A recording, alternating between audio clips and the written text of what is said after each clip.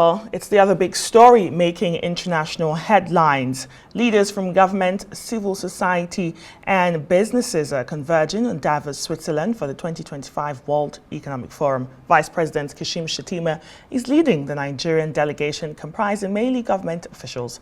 Nigeria goes into the forum as the latest partner country in the multinational bloc of nations known as BRICS. Shettima arrived Davos earlier today, and during his time at the forum, he's expected to participate actively in advancing Nigeria's economic opportunities and addressing global risk.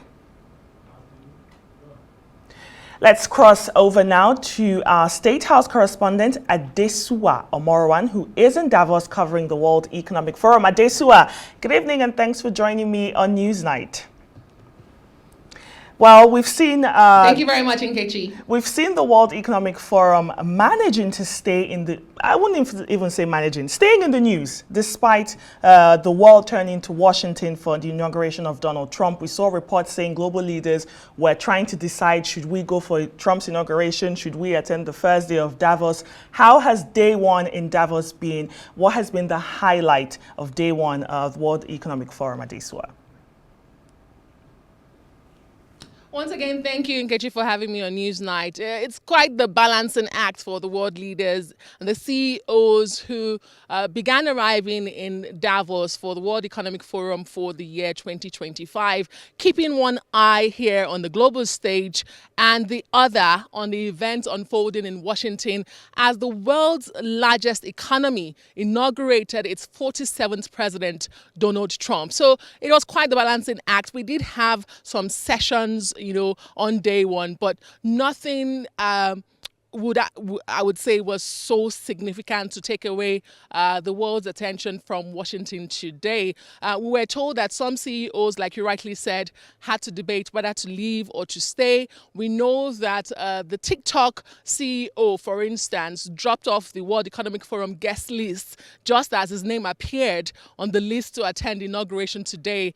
Others, we are told, will arrive tomorrow for the World Economic Forum as the forum goes into full swing. And just to say, Nkechi, that this year's forum comes amidst the most complicated geopolitical and geoeconomic situations that we have seen in decades. Guess what? The U.S. is right firmly at the center of it all. So little wonder everybody's focusing on Donald Trump becoming the president of the United States once again. Interestingly, we are told the U.S. President Donald Trump will be addressing the forum on Thursday virtually. He has been here twice as president physically, but this time around, he will be addressing virtually on Thursday.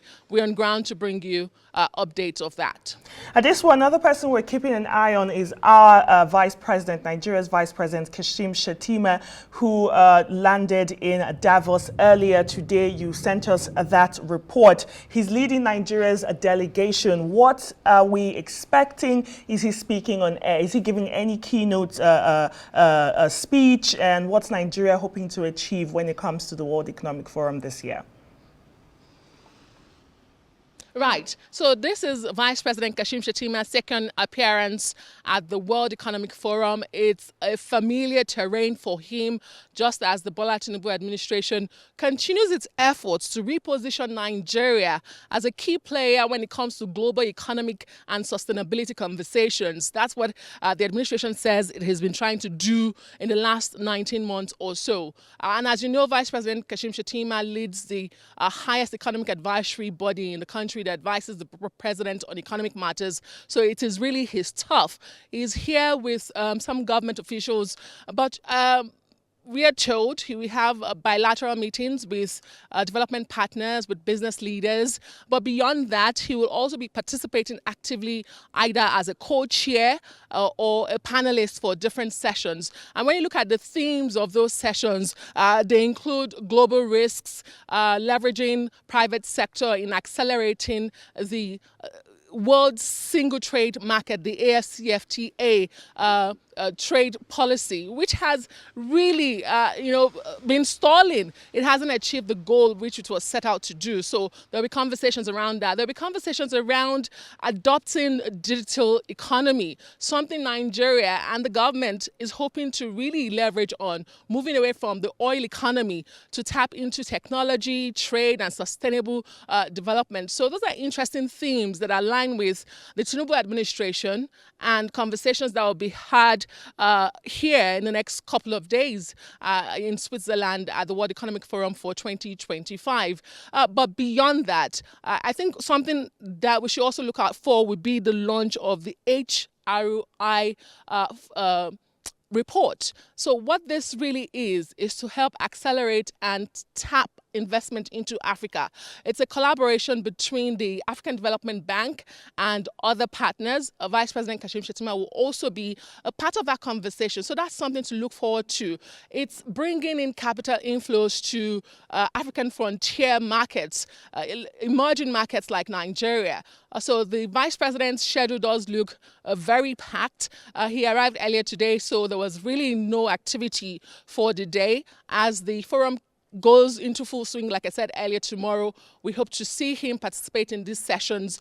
But really, just to add up and sum it up, while the government tries to leverage on platforms such as this in driving home its message that Nigeria is a key player when it comes to global economy and the sustainable conversations, what is left to be seen is how they translate really to tangible actions, tangible outcomes for Nigeria.